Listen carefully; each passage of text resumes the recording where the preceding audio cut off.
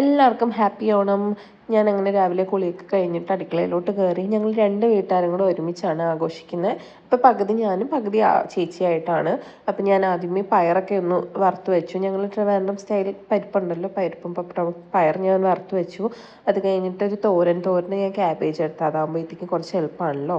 പിന്നെ ഓലൻ്റെ പയർ ഞാൻ വെള്ളത്തിടാൻ മറന്നുപോയി. അപ്പം ഞാനത് വെന്തോന്നൊക്കെ നോക്കാം. ഞാൻ ഇപ്രാവശ്യം ഞാൻ ആദ്യമായിട്ടാണ് ഓലം വെക്കുന്നത്. പക്ഷേ ഞാനിപ്പോൾ വെച്ചത് ചൗ ഇല്ലേ, ആ പച്ചക്കറി വെച്ചിട്ടാണ് ഓലം വെച്ച്. നിങ്ങളൊന്ന് ട്രൈ ചെയ്ത് നോക്കി, നല്ല ടേസ്റ്റിന് വ്യത്യാസം അങ്ങനെയൊന്നുമില്ല. പിന്നെ അതിൻ്റെ തേങ്ങാപ്പാലൊക്കെ മാറ്റി വെച്ചു. അപ്പം തന്നെ പെട്ടെന്ന് ഞാൻ തോരനും അടുപ്പിലാക്കി. പെട്ടെന്ന് പണി തീരുമല്ലോ. പിന്നെ ഞാൻ പരിപ്പൊക്കെ വേവിച്ചിട്ട് അതിൻ്റെ അരപ്പൊക്കെ ഇട്ടു. ഇതുവരെ എല്ലാം സിമ്പിളായിട്ട് സ്മൂത്തായിട്ട് പോയേ. എല്ലാ പരിപാടിയും നല്ലോണം ചെയ്തു. നല്ലൊരു ദിവസമായിട്ട് ഗ്യാസ് പണി തോന്നുന്നു. ഗ്യാസ് കഴിഞ്ഞു.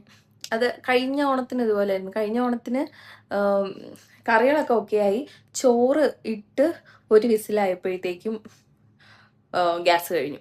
അതേപോലെ ഇന്നത്തെ ഓണത്തിനും ഒരുവിധം കറികൾ കഴിഞ്ഞു.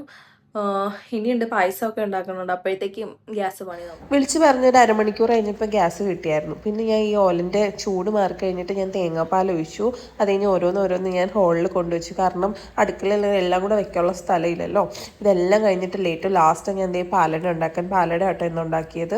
അങ്ങനെ അതിൻ്റെ ധൃതിയായിരുന്നു. അപ്പോഴത്തേക്കും 1 മണിയായി.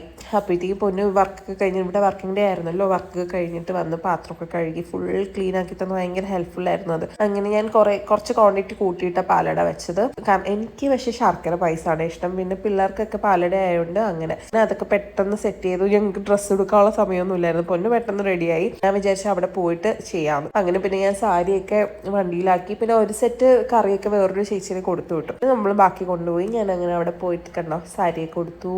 എല്ലാം സെറ്റായി. ഇതായിരുന്നു കേട്ടോ ഞങ്ങൾ സദ്യ. പിന്നെ എല്ലാവരുമായിട്ട് ഫുഡൊക്കെ കഴിച്ചു. എല്ലാം കഴിഞ്ഞ് ഫുഡ് കഴിക്കുമ്പോൾ അറിയാലോ, സദ്യ കഴിച്ച് കഴിഞ്ഞാൽ ഉറക്കം മസ്റ്റാണ്. അങ്ങനെ ഞങ്ങൾ തിരിച്ച് വീട്ടിൽ പോവാണ്.